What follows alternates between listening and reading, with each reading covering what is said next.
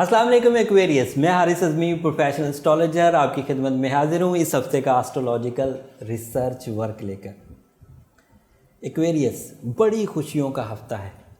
ज़्यादातर खुशियाँ 7th house से रिलेटेड हैं और 11वें घर से रिलेटेड। 7वां घर मियाँ बीवी का है। एक खुशखबरी तो अभी 12 ही तारीख को आपको मिलेगी, जिस दिन ईद होगी उसी दिन मरकरी छठे घर से निकलकर 7वें घर में दाखिल हो जाएगा। ये एक टेक्निकल न्यूज़ थी, ये जो टेक्निकल एस्ट्रोलॉजी लवर्स हैं ये उनके लिए थी। अब तफसील बयान करता हूँ इसके फ़ायदे क्या होंगे। जो एक्वेरियस इस हफ्ते या अगले हफ्ते शादी करेंगे, इंतहाई कामयाब सिचुएशंस हैं।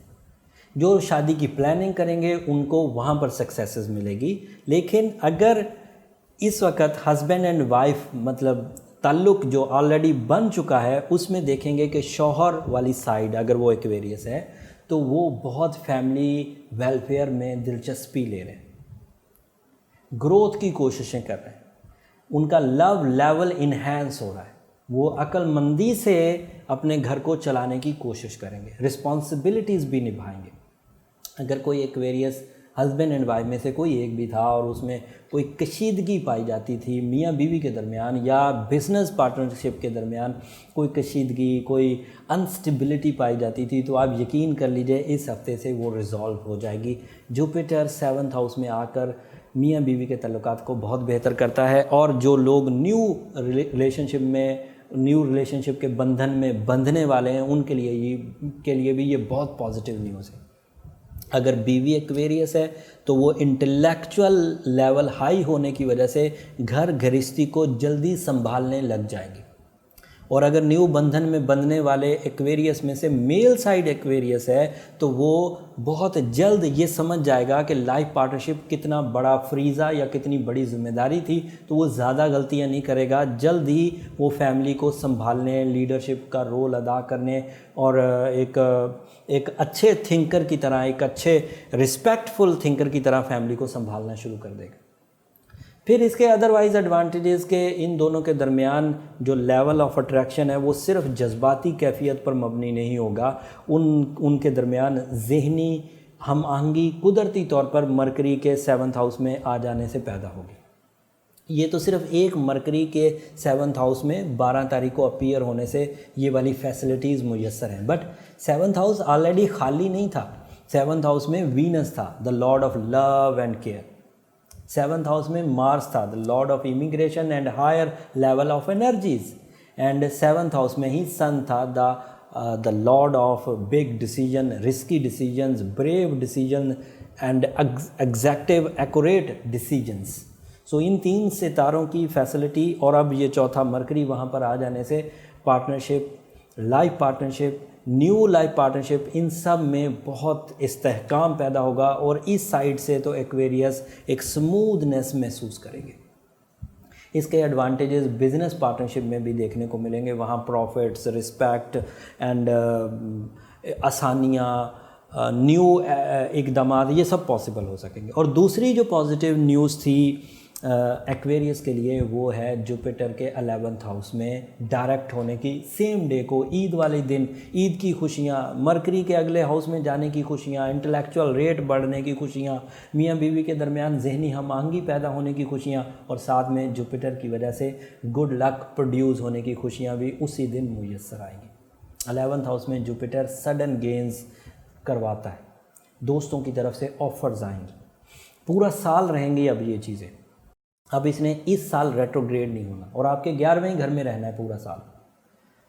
इसके बाद वाला साल फिर तकलीफ दे होगा क्योंकि वो 12वें घर में चला जाएगा। लिहाजा इस साल तो आप कोशिश करें कि अपनी कामयाबियों को ज़्यादा से ज़्यादा ग्रैब करें। सडन गेंस के लिए इनामी स्कीमों में भी हिस्सा एक्वेरियस ले सकते हैं। 12 अगस्त के बाद इसके चांस और बढ़ जाएंगे, कंपटीशंस विन करने के चांसेस बढ़ जाएंगे। क्योंकि मरकरी अच्छा है तो स्टूडेंट कंपटीशन ज़्यादा विन करेंगे। मियाँ बीवी के दरमियान ताल्लुकात अच्छे होने की वजह से फैमिली वेलफेयर मशवरे बहुत अच्छे जनरेट होंगे। फिर मून 15 तारीख को फुल मून आपके 1st हाउस में होगा। सो इस पूरे सोलर सिस्टम में जो ये वाला चांद, जिलहज का चांद जब पूरा होगा तो आपकी फितरत में गैर मामूली स्पिरिचुअल स्ट्रेंथ एक्सपेक्ट की जा सकती है।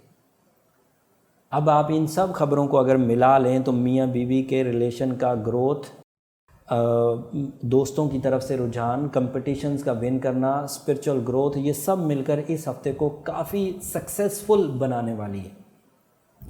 कुछ शोबाए ज़िंदगी का मैंने नाम लिया, जैसे स्टूडेंट्स का, जैसे मियाँ बीवी का, जैसे दोस्त अहबाब का, लेकिन जिन शोबाए ज़िंदगी का मैंने नाम नहीं भी लिया और वो सवाल करना चाहते हैं, वो पूछना चाहते हैं कि हमें इस मरकरी का कैसे फ़ायदा होगा या इस जुपिटर का कैसा फ़ायदा होगा, तो मैं सिंगल लाइनर बयान कर रहा हूँ कि मरकरी की वजह से कम्युनिकेशन डेवलपमेंट पॉजिटिवली आएगी ही आएगी।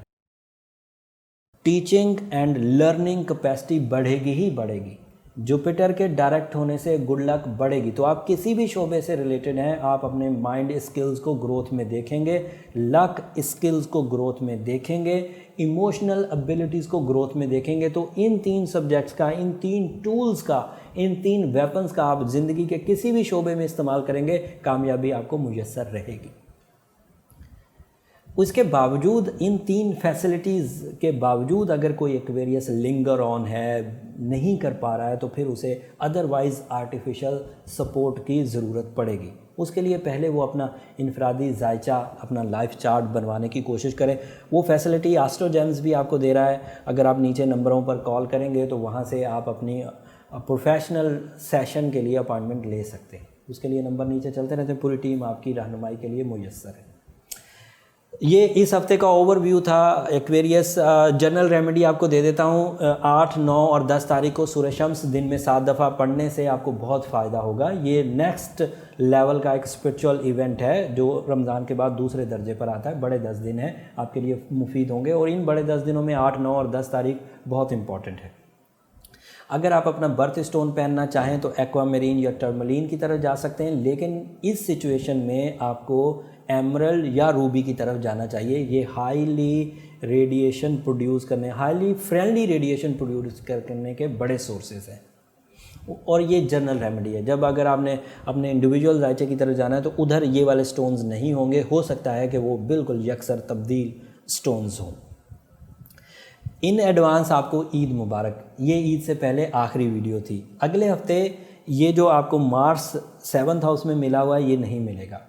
वीनस जो आपको 7th हाउस में मिला हुआ है ये नहीं मिलेगा, ये अगले हाउस में चले जाएंगे। लेकिन ये खबरें अगले हफ्ते में एग्जिस्ट करती हैं, सो कुछ खबरें अगले हफ्ते तक के लिए रहने देते हैं। पूरी तफसील से नई वीडियो इंशाल्लाह अगली जुमेरात को भी आपको बर वक्त मिल जाएगी। हालांकि ईद की मसरूफियत होगी, लेकिन मैं फिर भी कोशिश करके पूरी तरह आपको तफसीली वीडियो आपकी खिदमत में पेश करूँगा।